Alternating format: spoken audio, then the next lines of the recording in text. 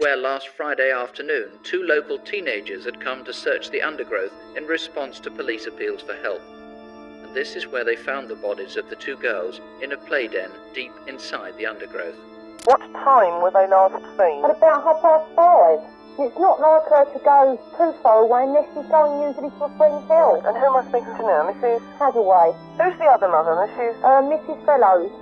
Right, and they're 2 9-year-old girls? 2 9-year-olds. In Brighton say the 2 schoolgirls found murdered in a park less than half a mile from their homes had been sexually assaulted. The man who had been accused of murdering 2 schoolgirls from Brighton has been found not guilty. Not guilty, ladies! Yay! Can you show me your move? How you did it? He put his hand there, and it squeezed quite hard. In 1986, Britain was shaken to its core when 2 9-year-old girls, Karen and Nicola, were brutally murdered in a Brighton woodland. The killer, Russell Bishop, smugly slipped through the cracks of the law to walk away a free man. This failure of the justice system came at a heavy price. 3 years later, he struck again, kidnapping 7-year-old Rachael. However, the murderer could never have anticipated that the miraculous survival and immense courage of this little girl would become the vital key to locking him behind bars, igniting a grueling 32-year journey to finally win back justice for the fallen angels. October 9, 1986, started as a perfectly ordinary autumn day in the Malscombe estate of Brighton, but it would soon become the darkest chapter in the community's history. At the heart of this unfolding nightmare were 2 9-year-old best friends, Karen Hadaway and Nicola Fellows. The girls were a familiar and joyful sight in the neighborhood, known for their bright smiles, innocent energy, and an inseparable bond. Like many children their age, they enjoyed playing outdoors and exploring the local areas. On that fateful Thursday evening, Karen and Nicola were last seen heading out to play and buy some chips. They were just 2 innocent children going about their typical after-school routine. However, as the sun dipped below the horizon and a cold darkness fell over Brighton, the girls failed to return to their homes. Initially, their parents hoped the girls had simply lost track of time playing at a friend's house. But as the hours dragged on with absolutely no sign of them, a creeping, suffocating sense of dread began to set in. Karen and Nicola were creatures of habit. Staying out late without permission was entirely out of character for both of them. Panic quickly escalated, and the desperate families contacted the authorities. What began as a localized neighborhood canvass rapidly expanded into one of the most extensive and urgent missing person investigations the Sussex police had ever launched. By the next morning, a massive search operation was in full swing. Hundreds of police officers, joined by frantic family members, neighbors, and concerned local volunteers, scoured the streets, alleyways, and the dense, sprawling woodland of the nearby Wild Park. The air was thick with tension and desperate hope, as the entire community prayed for the safe return of the 2 young schoolgirls. Tragically, those prayers were shattered on the afternoon of October 10. Deep within the dense, unforgiving undergrowth of Wild Park, nestled in a hidden wooded den just a few hundred yards away from the safety of their homes, a horrifying discovery was made. Local youths participating in the search stumbled upon a scene that would forever haunt the memories of the first responders. The bodies of Karen and Nicola were found lying intimately side by side. At first glance, a heartbreakingly deceptive arrangement made it look almost as if the 2 best friends had simply fallen asleep next to each other in the woods. However, the grim reality was far more sinister. The responding police officers and forensic teams quickly determined that the girls had been subjected to unspeakable horrors. Both Karen and Nicola had been horrifically abused and ultimately strangled to death. Their small, lifeless bodies had been callously discarded in the cold dirt, transforming a place of childhood exploration into a gruesome crime scene. The sheer brutality of the act against 2 innocent 9-year-old children sent shockwaves not only through the Malscombe estate, but across the entire nation, earning the heartbreaking moniker the Babes in the Wood murders. This devastating loss marked the beginning of a living nightmare for their families and ignited a desperate, decades-long quest to bring a monster to justice. As the Malscombe community reeled from the devastating discovery of Karen and Nicola, investigators desperately hunted for a monster who was, horrifyingly, hiding in plain sight. The prime suspect quickly emerged, a 20-year-old local man named Russell Bishop. What makes this case truly chilling is not just the sheer brutality of the crimes, but the sickeningly manipulative and cunning behavior Bishop displayed in the immediate aftermath to mask his guilt.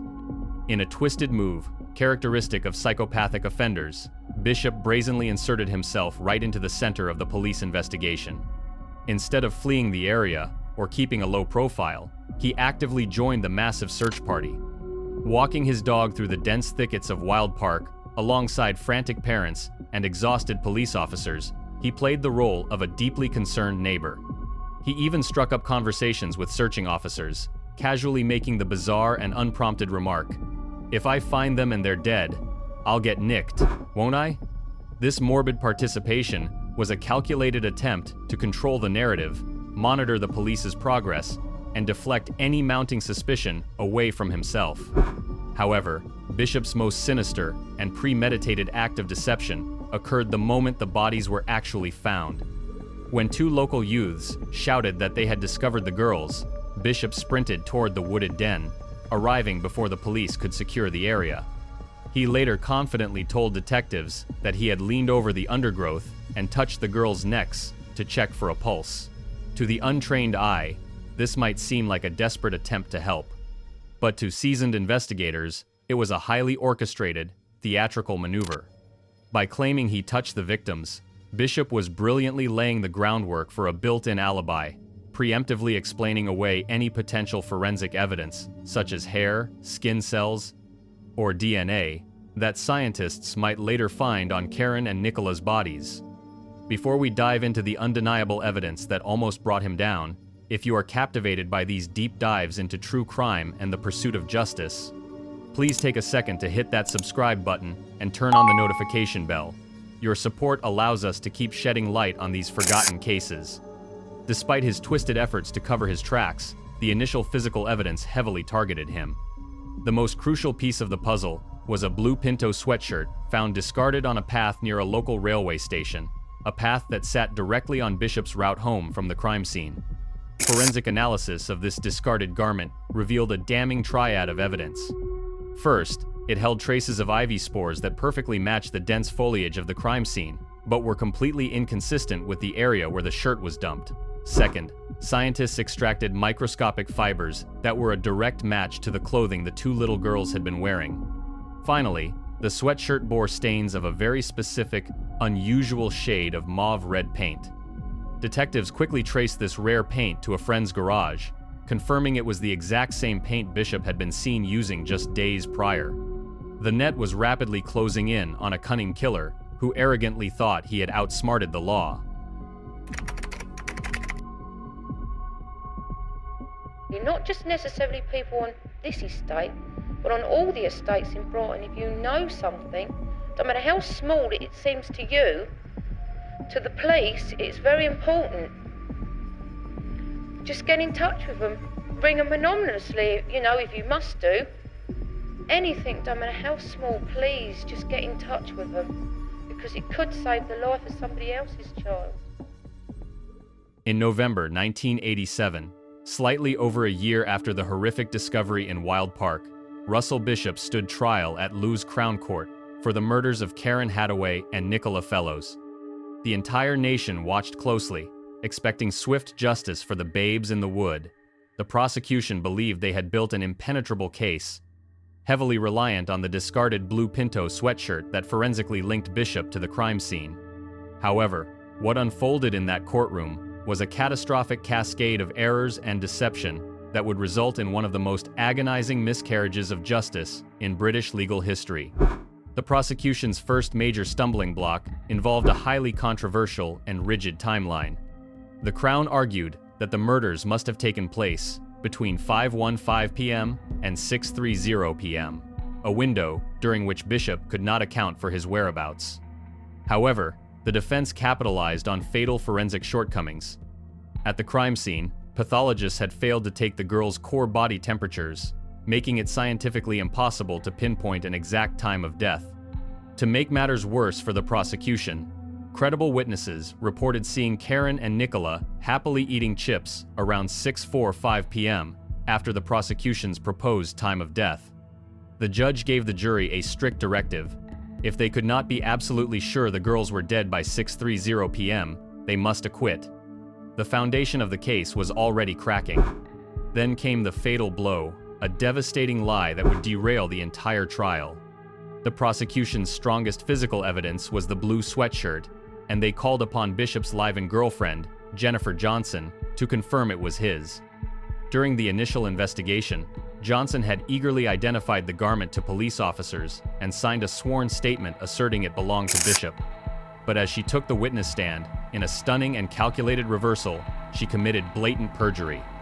Looking the jury in the eye, she completely changed her story, vehemently denying that Bishop had ever owned the shirt and falsely claiming that Sussex police had bullied and coerced her into making her original statement.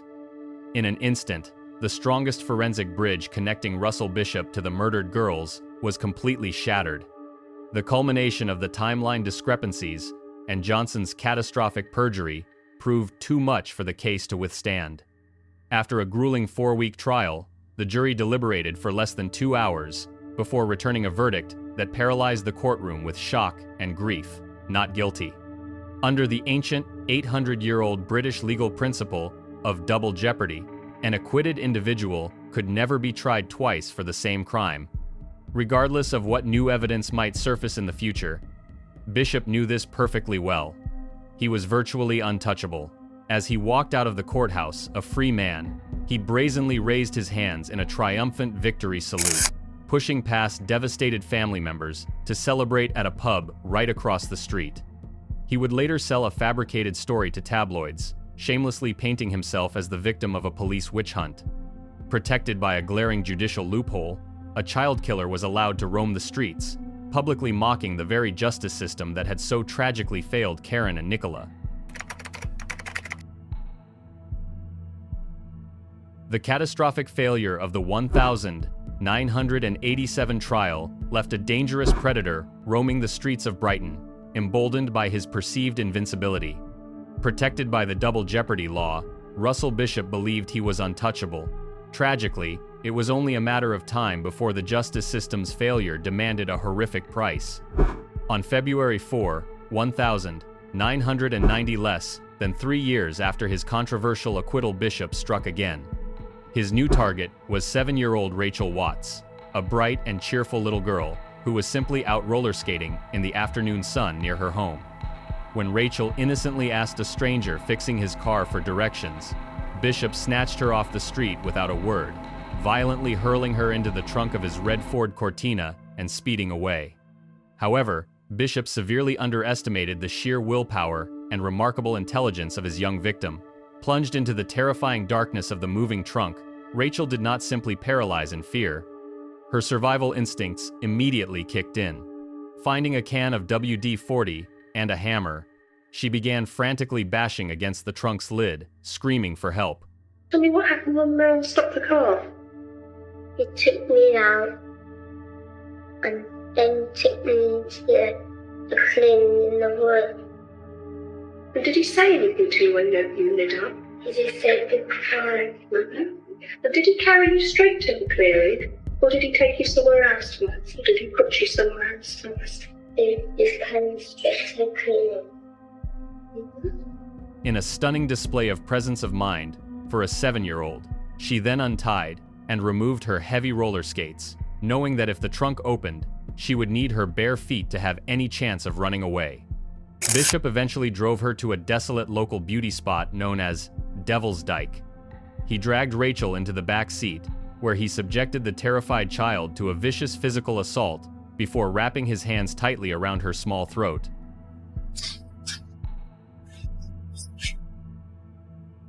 But you put me in the car gently as I did. Did you let him touch your face again? When we were in the back of the car, he put his hands around my mouth and then he put his hands around my neck. When you put his hand on your mouth, can you show me how you did that? Can you show me? I see, thank you. And then you said he put his hand round your throat. And I had to soak that so I couldn't stand in my bubble. Did that hurt when you put his hands around your throat?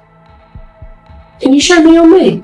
How you did it? He put his hand there, and it squeezed quite hard. Rachael blacked out from the strangulation. Utterly convinced he had just claimed his third young victim, Bishop callously tossed her naked, lifeless-looking body deep into the freezing gorse bushes and drove off into the night. But miraculously, Rachael was not dead. Regaining consciousness in the bitter cold, dizzy and severely injured, the little girl knew that if she stayed in the bushes, she would freeze to death.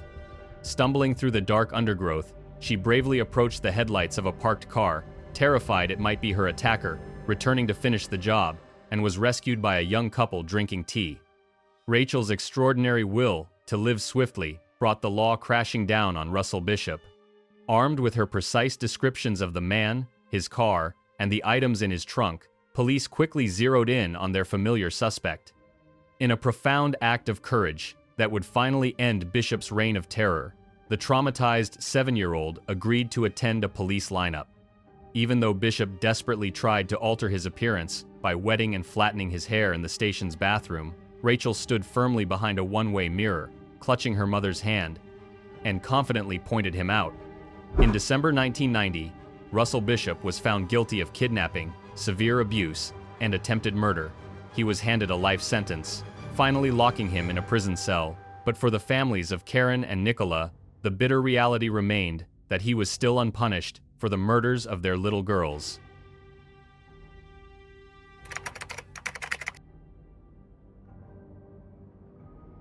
For over a decade, following Russell Bishop's 1,990 conviction for the horrific attack on little Rachael, a dark, suffocating cloud continued to hang over the families of Karen Hadaway and Nicola Fellows. While there was a small measure of relief knowing a dangerous predator was finally behind bars, a profound and agonizing sense of injustice remained. Bishop was serving a life sentence for attempted murder, yet in the eyes of the law, he was still an innocent man regarding the brutal killings of the two 9-year-old best friends. For the grieving parents, the nightmare never truly ended. They were forced to endure the excruciating reality that the man who had violently stolen their daughters' futures had effectively gotten away with murder. Refusing to let their children be forgotten, the families engaged in relentless campaigns, public marches, and endless appeals, fueled by an unbreakable vow to one day secure true justice for their babes in the wood. Their unwavering determination finally met a powerful glimmer of hope at the dawn of a new millennium. For centuries, the British justice system had been strictly bound by the ancient rule of double jeopardy, an 800-year-old legal doctrine dictating that no person could ever be tried twice for the same crime following an acquittal. It was the exact loophole Bishop had arrogantly exploited to mock the grieving families in 1987. However, after years of intense public pressure stemming from several high-profile miscarriages of justice, the UK legal landscape underwent a seismic transformation. With the implementation of the Criminal Justice Act 2003, which officially came into force in April 2005, the double jeopardy rule was fundamentally reformed for severe crimes, including murder. For the first time in British legal history, an acquitted murder suspect could face a retrial. In this monumental legislative shift, unlocked the single remaining door to reopen the 1,986 murder investigation. However, this unprecedented legal mechanism came with an incredibly high and strict threshold. Sussex police could not simply drag Bishop back into court to re-argue the old, discredited case files. To quash the original 1,987 acquittal and order a retrial, the Court of Appeal demanded evidence that was definitively new, compelling, reliable, and substantial. This stringent requirement placed an unimaginable burden of pressure on the modern investigative team reviewing the cold case. Detectives were acutely aware that they had exactly one shot at this. If they presented a weak argument, or if a piece of forensic evidence was deemed contaminated or unreliable by the courts, the request for a retrial would be flatly denied, and Russell Bishop would be permanently shielded from justice. To meet this daunting challenge, investigators realized they had to meticulously re-examine decades-old physical evidence. praying that the staggering advancements in modern forensic science could finally expose the truth that 1980s technology had missed. The monumental task facing Sussex police required a forensic miracle, and modern science ultimately delivered exactly that. When the investigation was reopened, detectives initially hoped to find fresh DNA on the infamous blue Pinto sweatshirt. However, they hit a devastating roadblock when scientists realized the garment could have been cross-contaminated in the laboratory back in the 1980s, rendering it legally inadmissible as new and reliable evidence.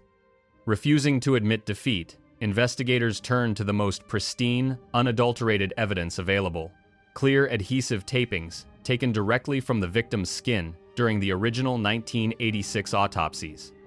These tapings, designed to lift microscopic fibers and skin flakes, had been securely sealed on acetate and locked away in cold storage for nearly 3 decades. Utilizing highly sensitive DNA profiling techniques that were completely unimaginable at the time of the murders, forensic scientists analyzed the adhesive strips. What they found was groundbreaking.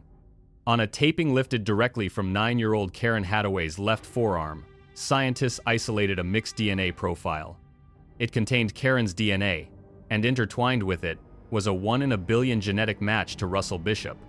This was the irrefutable, undeniable proof the police desperately needed: Bishop's biological signature, left on the child's skin at the exact moment of the fatal struggle. Armed with this bulletproof scientific evidence, prosecutors brought Russell Bishop back to the Old Bailey in October 2018, exactly 32 years after Karen and Nicola were brutally taken from their families. Cornered in the courtroom, Bishop desperately clung to his old, fabricated alibi, claiming his DNA must have transferred when he rushed to check the girls' pulses upon finding their bodies. However, the prosecution systematically and mercilessly dismantled this web of lies, presenting testimonies from the original searchers that proved Bishop had never actually gotten close enough to touch the bodies.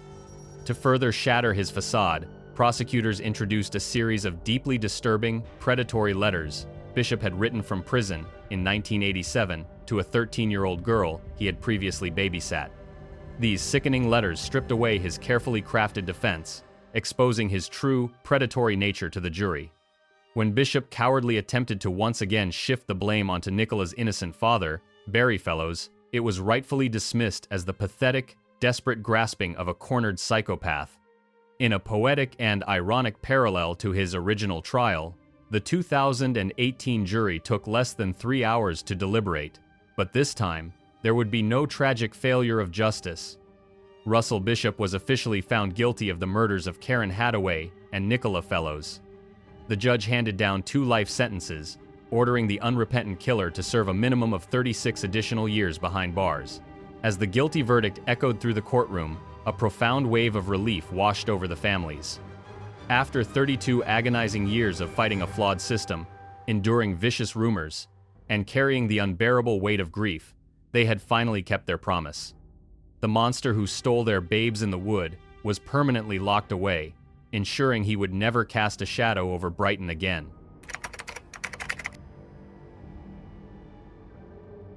While the 2018 conviction finally brought a long-awaited sense of justice, the sprawling, tragic saga of the Babes in the Wood murders still had final chapters to unfold, marked by ultimate reckonings and a profound journey of healing. For Russell Bishop, the end of the road was grim and unceremonious. In January 2022, at the age of 55, the notorious child killer died under heavy guard in a hospital bed, succumbing to brain cancer while serving his life sentences. In the months leading up to his death, authorities and relatives of the victims offered him one final opportunity to unburden his conscience, confess to the full extent of his atrocities, and give the agonizing families the complete truth of what happened in 1986. True to his deeply cowardly and psychopathic nature, he flatly refused.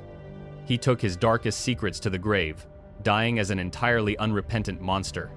However, his passing brought an undeniable, permanent finality to the victims' families. The man who stole their daughters could never hurt anyone ever again. But Bishop was not the only individual forced to face the harsh light of justice. The devastating ripple effects of the 1,000 987 trials' catastrophic failure were directly tied to one person, Jennifer Johnson. Her calculated lie on the witness stand had not only allowed a murderer to walk free, but had inadvertently paved the way for the horrific attack on another innocent child 3 years later. Over 3 decades after she committed blatant perjury to protect her then-boyfriend, the long arc of the law finally caught up with her. In 2021, Johnson was brought to trial and convicted of perjury and perverting the course of justice. Despite her desperate pleas that she had been intimidated by Bishop's family back in the 1980s, the judge sentenced the 55-year-old to prison, explicitly noting the catastrophic magnitude of her deception. Her sentencing served as a powerful, somber warning that those who actively shield the guilty will eventually be held accountable for the collateral damage they help cause. Amidst this dark legacy of betrayal and murder, a powerful beacon of hope and resilience ultimately emerged through the survival of Rachael Watts. For over 30 years, her identity was fiercely shielded by the courts, granting her the anonymity needed to grow up, find love, and build a beautiful family of her own. Yet, behind closed doors, Rachael fought a grueling daily battle against the profound psychological trauma of her childhood abduction, enduring severe agoraphobia, panic attacks, and haunting nightmares. In a breathtaking act of reclamation and empowerment, Rachael recently chose to legally waive her lifelong anonymity. Stepping out of the shadows, she shared her deeply personal journey of surviving a serial killer and overcoming paralyzing trauma to inspire others. By breaking her silence, she refused to let Russell Bishop dictate the narrative of her life or remain a prisoner of her past. Her unimaginable courage as a terrified 7-year-old girl not only saved her own life, but was the crucial catalyst that permanently stopped a predator. Today, Rachael's triumphant voice stands as the ultimate testament to the endurance of the human spirit, beautifully honoring the memories of Karen and Nicola while firmly closing the book on one of Britain's darkest true crime stories.